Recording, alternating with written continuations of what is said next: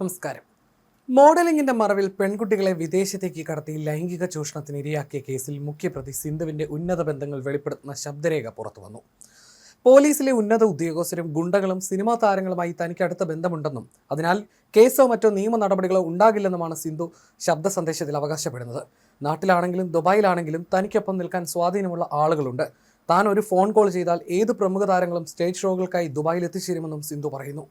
കേസിൽ തനിക്കെതിരെ പരാതി ഉയർന്നതിന് പിന്നാലെ സിന്ധു സ്വന്തം ഏജന്റിന് അയച്ച ശബ്ദ സന്ദേശമാണിതെന്നാണ് സൂചന. ഇരകളെ ഭയപ്പെടുത്തി നിർത്താൻ വേണ്ടിയാണ് ഇത്തരം ഉന്നത ബന്ധങ്ങൾ പ്രതി ആയുധമാക്കിയിരുന്നത്.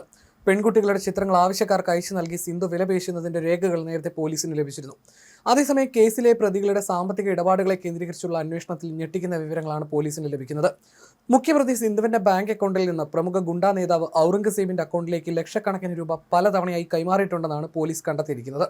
സംഘത്തിന് ആവശ്യമായ ഗുണ്ടാ സംരക്ഷണം ഉറപ്പാക്കാനാണ് ഈ പണം നൽകിയതെന്നാണ് നിഗമനം. ഈ സെക്സ് റാക്കറ്റിന്റെ മാസ്റ്റർ ബ്രെയിൻ സിന്ധുവാണെന്ന് കൊച്ചി സിറ്റി പോലീസ് സ്ഥിരീകരിച്ചിട്ടുണ്ട്. കേസുമായി ബന്ധപ്പെട്ട് തിരുവനന്തപുരം സ്വദേശി അലീന, പൊന്നാനി സ്വദേശി മഞ്ജിമ എന്നിവരെ കഴിഞ്ഞ ദിവസം കോടതി റിമാൻഡ് ചെയ്തിരുന്നു. ഇതിൽ അലീന സിന്ധുവിന്റെ പ്രധാന ഏജന്റായിട്ടാണ് പ്രവർത്തിച്ചിരുന്നത്. മോഡലിംഗ് രംഗത്തുള്ള പെൺകുട്ടികളിൽ നിന്ന് പണം വാങ്ങിയതും വിദേശത്ത് ഉയർന്ന ജോലി വാഗ്ദാനം ചെയ്ത് വലയിലാക്കിയതും ഇരുവരും ചേർന്നാണെന്ന് ഇരകൾ പോലീസിന് മൊഴി നൽകിയിട്ടുണ്ട്. സന്ദർശക വിസയിലാണ് പെൺകുട്ടികളെ സംഘം ദുബായിൽ എത്തിച്ചിരുന്നത്. 57 ദിവസത്തെ താമസത്തിന് ശേഷം ഇവരെ നാട്ടിലേക്ക് മടക്കി അയക്കും.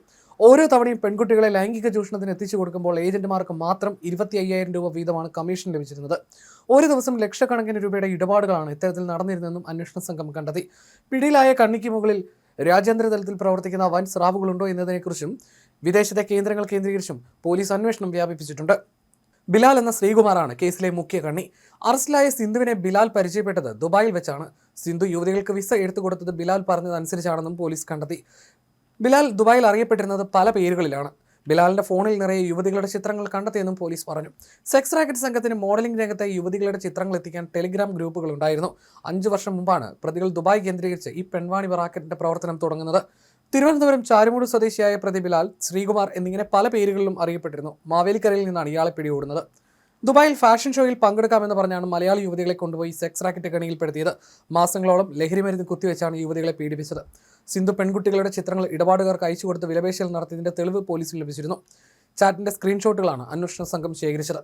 അതേസമയം നേരത്തെ വസ്ത്രം പോലും അഴിക്കാൻ അവിടെ സ്ത്രീകളുണ്ടായിരുന്നുവെന്ന് ഇരയായ ഒരു പെൺകുട്ടി വെളിപ്പെടുത്തിയിരുന്നു. ഇവിടെ നിന്ന് പറഞ്ഞതല്ല അവിടെ എത്തുമ്പോൾ സംഭവിക്കുന്നത്. അത് വലിയൊരു ട്രാപ്പാണ്. അവിടെ ഇതുപോലെ പെട്ടുകിടക്കുന്ന ഒരുപാട് പേരുണ്ട്. കള്ളിനും കഞ്ചാവിനും മയക്കുമരുന്നിനും അടിമയാക്കി എന്നെ കൊണ്ടുപോകാമെന്ന് പറഞ്ഞത് സിന്ധുവാണ്. ഒരു ആശുപത്രിയിൽ വെച്ചാണ് അവരെ പരിചയപ്പെടുന്നത്. മേക്കപ്പ് ആർട്ടിസ്റ്റ് ആണെന്ന് പറഞ്ഞപ്പോൾ വേക്കൻസി തരാമെന്ന് പറഞ്ഞു. ഇവർ തനിക്ക് മയക്കുമരുന്ന് നൽകി ഒരുപാട് കാര്യങ്ങൾ പറയിപ്പിച്ചു. ഇവർക്ക് വേണ്ടി എന്തൊക്കെ ചെയ്തെന്ന് പോലും ഓർമ്മയില്ല. പ്രതികരിക്കാൻ പോലും പറ്റാത്ത രീതിയിൽ ശരീരം തളർത്തിയിട്ടു. ആളുകൾ വരുമ്പോൾ നമ്മുടെ വസ്ത്രം പോലും അഴിക്കാൻ അവിടെ സ്ത്രീകളുണ്ടായിരുന്നു. പ്രതിപട്ടികയിൽ പേരില്ലാത്ത ഒരു കുട്ടിയുണ്ട്. അവളാണ് ഇതെല്ലാം ചെയ്തതെന്നും ഈ യുവതി വെളിപ്പെടുത്തിയിരുന്നു.